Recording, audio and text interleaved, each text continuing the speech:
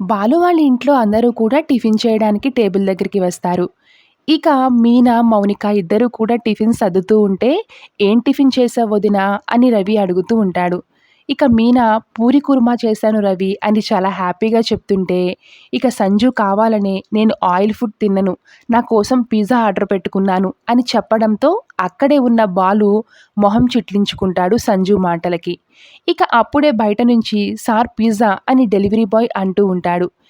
ఇక సంజు, "ఆ పిజ్జాని తీసుకురా బాలు" అని చెప్పడంతో బాలు బయటకి వెళ్ళి పిజ్జాని ఓపెన్ చేసి కావాలని దాని మీద చిల్లీ సాస్ ఓవర్‌గా వేసి దాన్ని కారంగా ఉండేలాగా చేసేస్తాడు బాలు.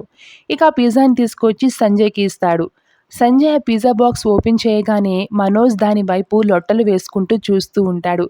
దాంతో సంజు మనోజ్ కావాలా అని అంటూ ఉంటే మొహమాటంగా "ఆ! అవును" అని అంటూ ఉంటాడు మనోజ్. ఇక సంజు, మనోజ్ ఇద్దరూ కలిసి ఆ పిజ్జాని తింటూ ఉంటారు.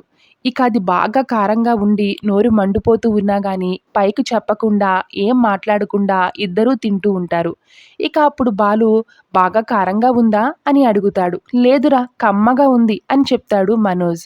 ఇక శృతి, రవి వీళ్ళిద్దరూ ఏంటి ఇలా బిహేవ్ చేస్తున్నారు పిజ్జా తినడానికి అని అనుకుంటూ ఉంటే, ఇక వాళ్ళ వైపు చూసి బాలు కన్ను కొడతాడు. దాంతో వాళ్ళకి కూడా విషయం అర్థమై వాళ్ళు కూడా నవ్వుకుంటూ ఉంటారు. "ఒరేయ్ ఏమైందిరా" అని అంటూ ఉండగానే మాట్లాడకుండా మనోజ్ అక్కడి నుంచి పరిగెత్తుకుంటూ వెళ్ళిపోతాడు. ఇక సంజయ్ తినకుండా అలా చూస్తూ ఉంటే, "తిను బావ ఏమైంది?" అంటూ పిజ్జాని కావాలనే సంజు నోట్లో కుక్కేస్తాడు బాలు. ఇక ఎలాగోలాగా సంజు ఆ పిజ్జాని తిని అక్కడి నుంచి వెళ్ళి మెట్ల మీద కూర్చుని ఆపసోపాలు పడుతూ వాటర్ తాగుతూ ఉంటాడు. ఇక అది చూసి సంజయ్‌ని చూసి బాగా నవ్వుకుంటూ ఉంటాడు బాలు. అక్కడితో అప్‌కమింగ్ ప్రోమో కంప్లీట్ అవుతుంది. Thank you so much for watching.